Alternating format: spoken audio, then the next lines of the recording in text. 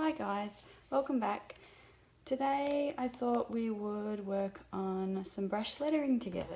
I was going to do it in this, this is my Chic Sparrow Traveler's Notebook. It is an A5, which is 6x9, but I often sort of turn it this way and just write down this way.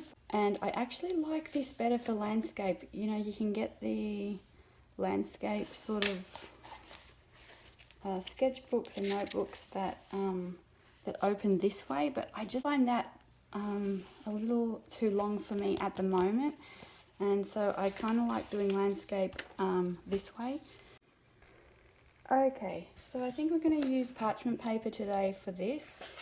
And there's a couple of things to note just before getting started, and one is paper placement. So if you're right-handed, you want to turn the paper so that basically, now I'm actually off to the side here because the camera is in the middle, but you know, if you were sitting here, you would want to turn it so that this corner is pointing towards you if you're right-handed, and if you're left-handed, you would turn it so that this corner is pointing to you.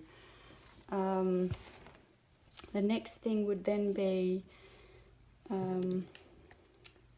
holding the pen, and I use a tripod grip, which is that the pen is between your thumb and your middle finger, and then the first finger is kind of resting there, and the pen is off to the side here being cradled, so you're not holding it up straight like you're holding it kind of to the side here. Just basic. So I'm going to use the colour in marker. I really love these for brush lettering. So brush lettering is actually a series of thin upstrokes and thick downstrokes, and so you change the pressure depending on whether you're going up or down. And so there's several exercises you can start with, and one of them is this, just the thin upstroke, the thick downstroke, thin upstroke, thick downstroke. You can also do concave strokes. You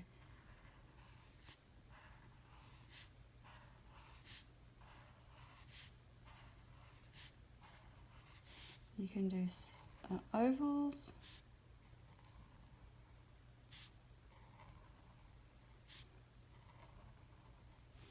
And basically letters are just a series of these different, so for this C, you use this in a lot of letters. You can also print off like a free, so this is a, I believe, Sayers ruled, and that is, so if you type this in, you'll be able to find one of these guidelines, and then you can put this under your paper, or you can rule something up like this. Okay, so, and you can also make up your own guidelines. So you could have here, what you need is a baseline, a height line, so however, you know, tall you want your letters to be, and then you want a waistline. Now I usually make mine, I think this is kind of where the style will vary, and some people like the waistline higher and some people like it lower. So let's have a look at what that would look like if, so I'll just show you my sort of,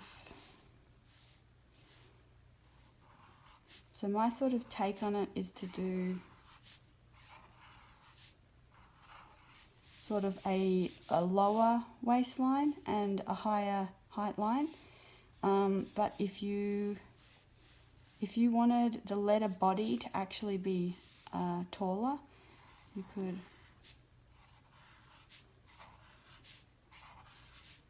and so you can see that already changes the look of the lettering. And then you have things like spacing, so you want basically each letter to be evenly spaced. But you can also change the angle And so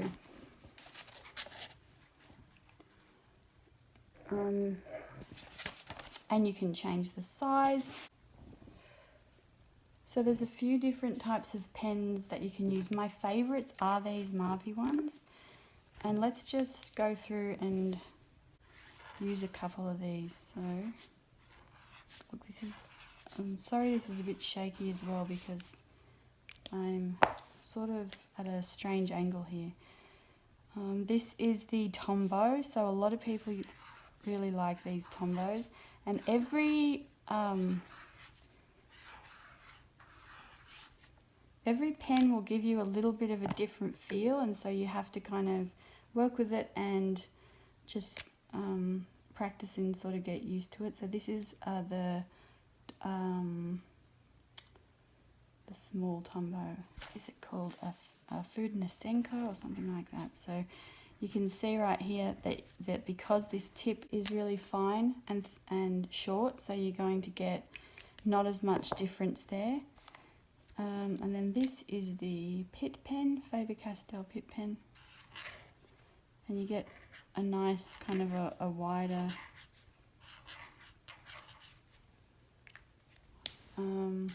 you can also use like a Crayola markers, so again, thin upstroke, thick downstroke, and this is a great way to practice.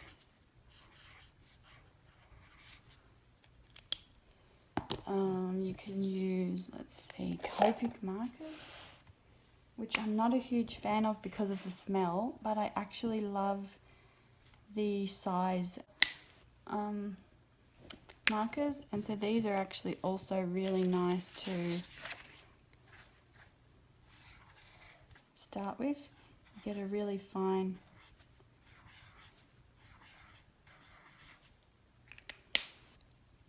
upstroke and a thick downstroke, so they're really great to practice with.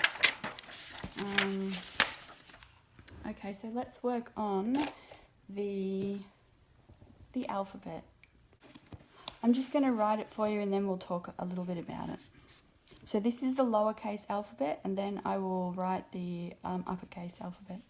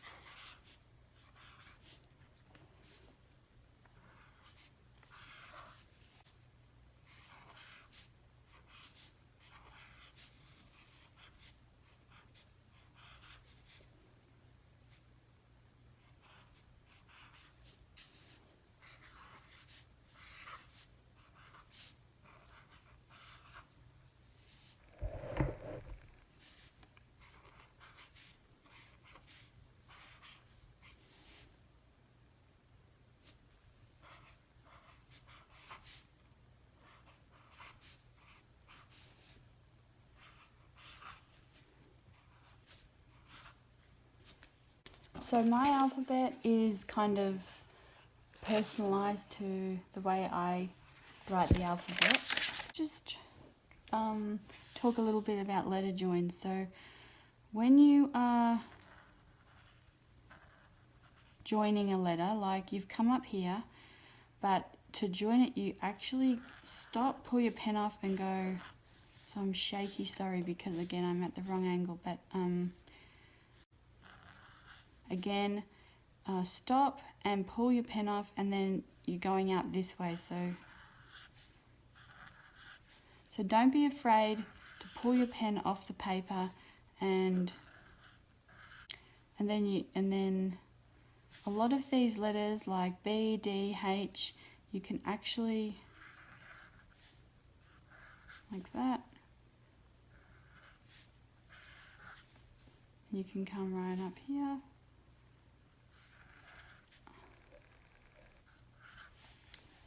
Again, you want to go for the L, you've stopped, you want to go out this way.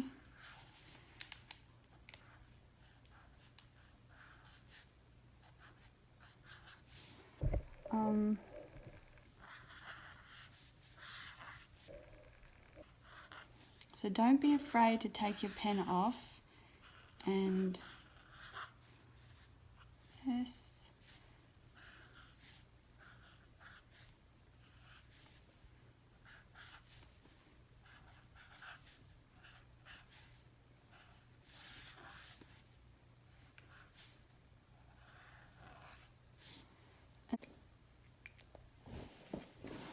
Hopefully you can see that, and that's an okay angle.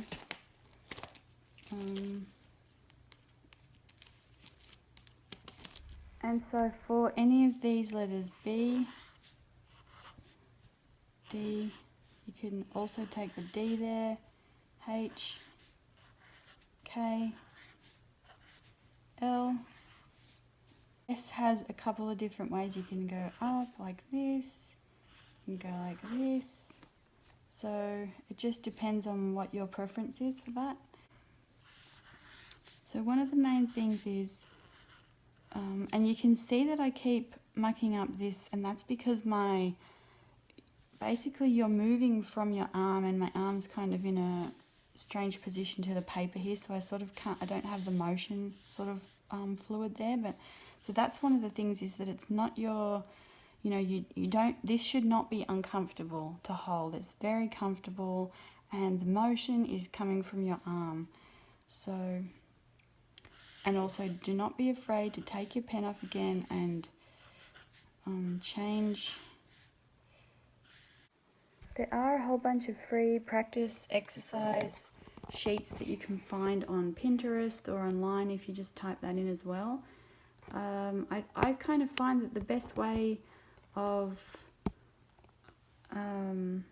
learning it is to watch someone write. That's kind of how I've done it. And also take note of different letters. People write letters differently, and you know, if one appeals to you, you can pop that into your, so for example, here are a bunch of different letters, letter forms, and so I just jot those down either when I see them, or if I think of something, a way that I'd like to do it, I kind of practice it in here. So doc grid paper is actually excellent. Let's see if I have any. So let's just find a page and do some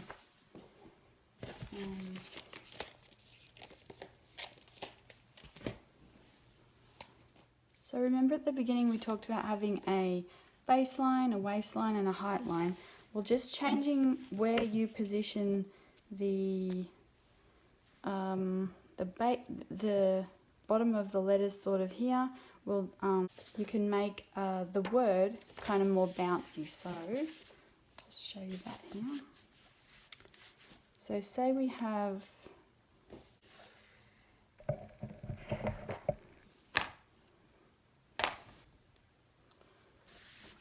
say this is our line.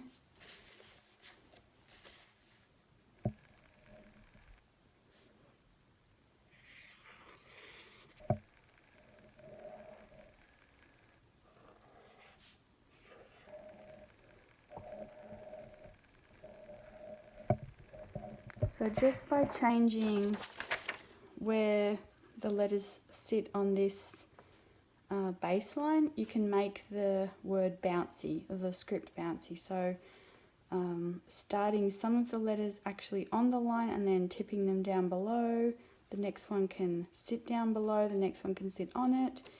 And that's a nice way to get a bouncy script. Okay, so for the capitals or the uppercase, have a look at the uppercase on this grid paper. So, and again, this is only one way to write them. There's so many different styles out there.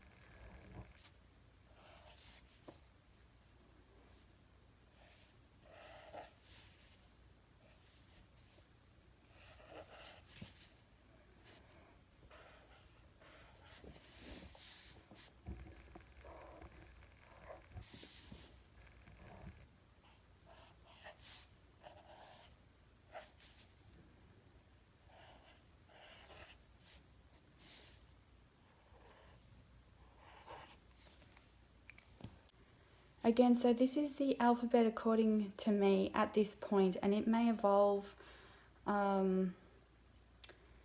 and I encourage you to look around and collect letters. So if you see something that you like, take a note of it and then sort of create your own custom alphabet according to, you know, the style that you like. So like here's my little Chic Sparrow Mr. Darcy Nano, and I have a couple of things in here. Just where I've jotted down some different like styles and had like a little practice at lettering. Here you can see that, and so yeah, I encourage you to look for letters and to try out letters.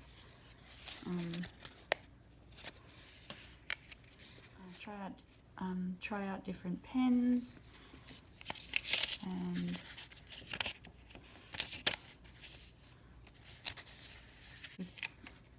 so even practice with pencil. But I really hope that this was helpful, and I hope you have a really lovely new year. Till next time, bye.